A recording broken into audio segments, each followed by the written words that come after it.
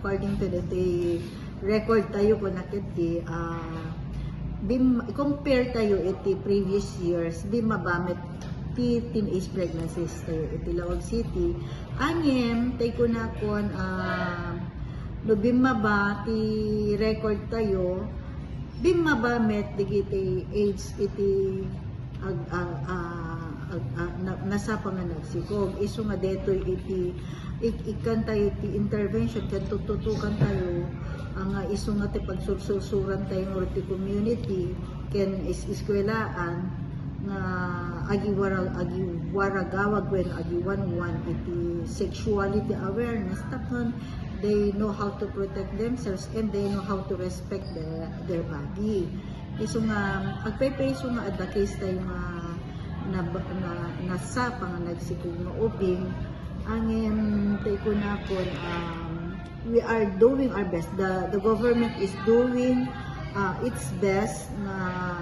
matulungan, maprotektaran, mapreventaran, ken maited iti umno nga services. Kadetoy ubing tayo nga iin na idata. So, adaman dagiti pagkurkurangan iti gobyerno nakas pagarigan, aket I am asking dagiti naganak ang adamit dapat ito shared responsibility dahaan lang at gobyerno ti makin responsibilidad no di ket te kung po natin nga kang kanayon everybody must i-encourage tayo nga agtitinulong agkikinamayat to provide assistance tapno ama maaket sa bali iti mental health iti lang nga ubing amin tayo ket this affects our lifestyle pinagbiag tayo kung nakuma iso nga no adaman nasasapa nga naganak nga ubing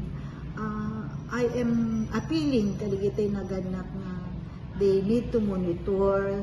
iti anak da they need to provide emotional support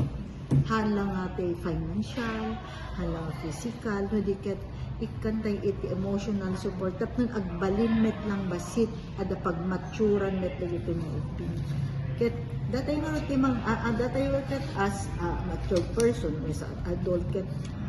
kayat tayo iti napintas nga Lawag City napintas nga healthy iti mind and body dagiti uubing. Ket no napikita tayo nga kakasdeti pagsayaatan ti uubing naragsak ken makatulong tayo iti pagsayaatan iti community.